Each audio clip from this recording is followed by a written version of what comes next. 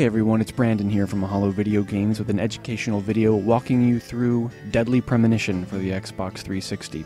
For more videos in this series, please go to mahalo.com/DPWT and don't forget to rate, comment, and subscribe.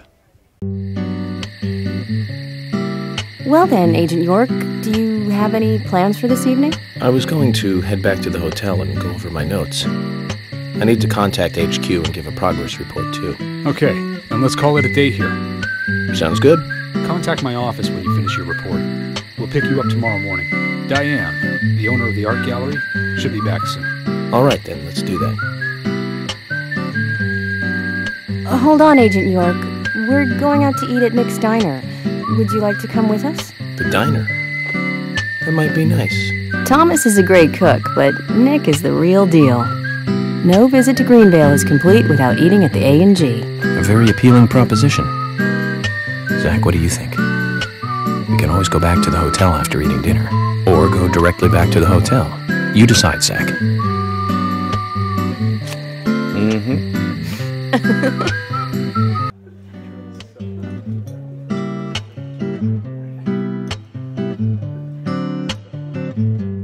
I've been sheriff here for a long time now, and this is the worst murder I've ever seen.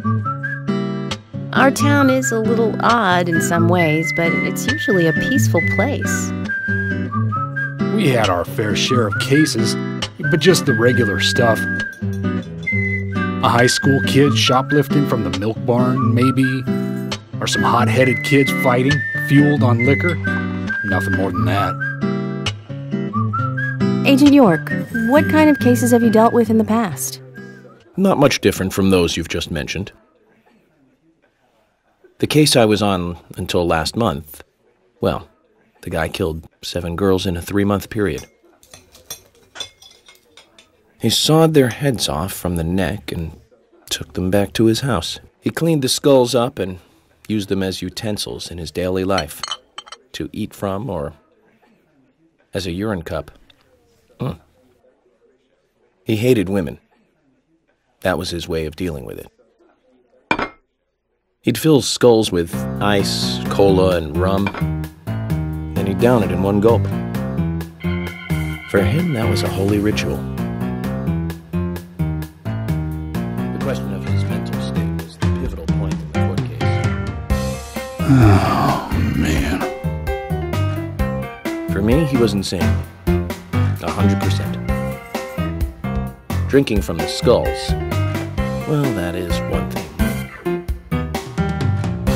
But those he had used to relieve himself, he would then just use them to drink from, too.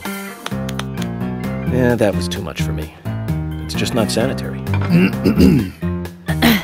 Not sanitary. That's probably not the problem for most of us. What else? Ah, yes. An ingenious law school student raped over 800 victims. That was a nasty one. Thank you, Agent York. Now, let's talk about something else. You don't want to hear anymore? That's a shame, isn't it, Zach? I was just about to get to the good part, too. It sounds like you live in a totally different world. I mean, you're like an elite agent who just jumped out from a movie or something. In your eyes, we must look like we're just playing cops and robbers. I give up. I can't compete with you. Don't say that, Emily. The cases you have solved are all full-fledged crimes. A crime is a crime. Size doesn't matter. There is no big and small. Crimes always have a criminal and a victim. No victim will ever welcome a crime, no matter what its size. So, fundamentally, there is no difference in size. Well said, Agent Morgan. We work day and night to preserve peace and order in this town. You understand that, right? Of course, but still, I don't view shoplifting and Anna's murder as the same level of crime. Me neither. I never even dreamt that such a thing could ever even happen in this town. I keep on expecting to see Anna here in this diner, waiting on tables.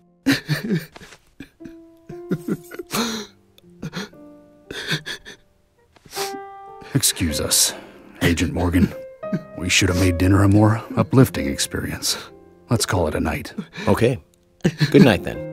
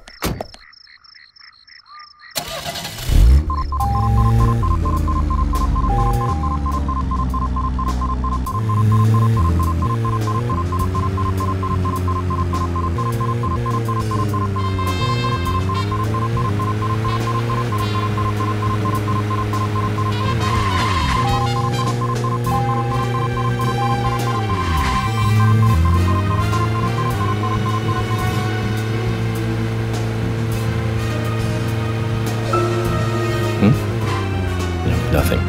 Just my imagination.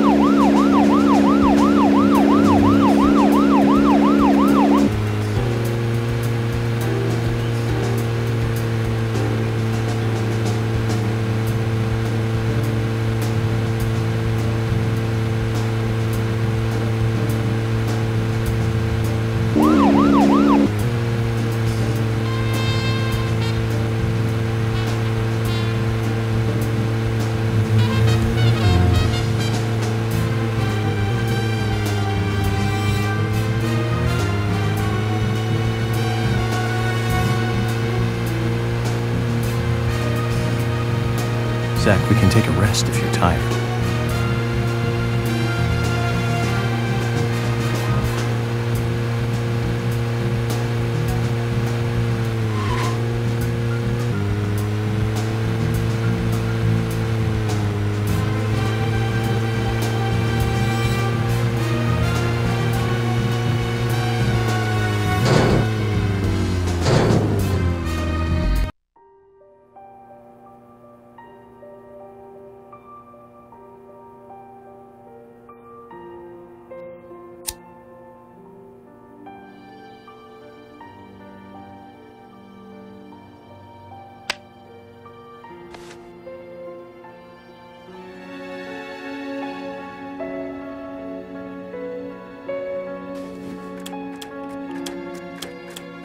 Okay then, Zach. Let's go back over our progress. First, the victim, Anna's death. She was found hanging from a tree in the forest. She was cut open with a knife from her chest down to her stomach. That was the direct cause of death. The strangulation marks and skull fracture were caused after death. Her tongue was also bit off, and I found something inside her mouth. Do you remember what that was, Zach?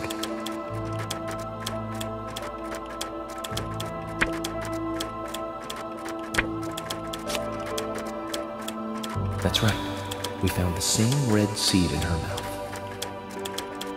According to Emily, it was raining when Anna was killed, but traces of tears were still evident on her face. Which means the perpetrator killed Anna under a roof in a lumber mill, and then carried her body into the woods after it stopped raining. We found numerous important pieces of evidence at the site of the crime. A total of 4 things. Knee prints in the grass, a wood chip with metal dust, a photo of a man with a tattoo on his back, and one other thing. Do you remember what that was, Zach?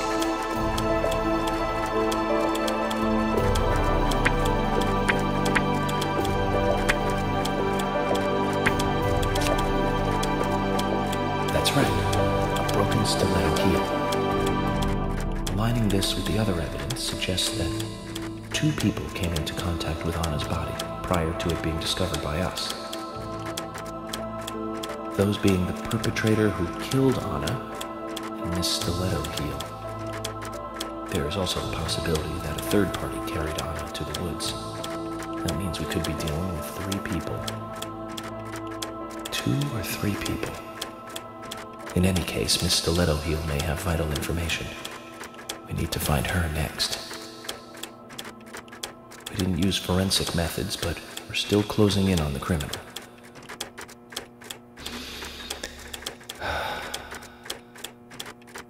Have I forgotten anything?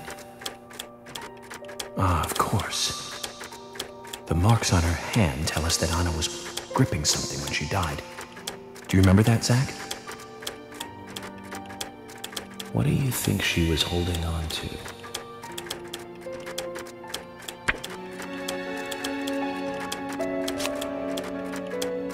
That's right, a round object. The marks on her hand suggest a peace mark. The man in the photo found in the woods had a tattoo of an upside-down peace mark on his back. These 2 could well be related. But we don't know for sure. Next, townfolk. A few are worthy of special attention. Carol McLean, the singer and bar owner. She's Thomas's sister. Then there's Nick Cormack, the owner of the diner. Both of them seem to be hiding something. There's Diane, the owner of the art gallery, who's out of town. Then we have problematic, old, rich, and eccentric Harry. Both will be tough to crack. Well, we just have to go one by one. I've been thinking, one of the biggest rewards here is the fantastic food. Enjoying food is cultural, and yet it's also a bit uncivilized. It's interesting how good food motivates me to work harder during investigations. Oh, and on Emily's back, it was strange to me. Hey, don't take that the wrong way, Zach. I wasn't getting all excited or anything. But it did make me feel strange, nostalgic, and sad almost. It's starting to rain. I think this case may take a while.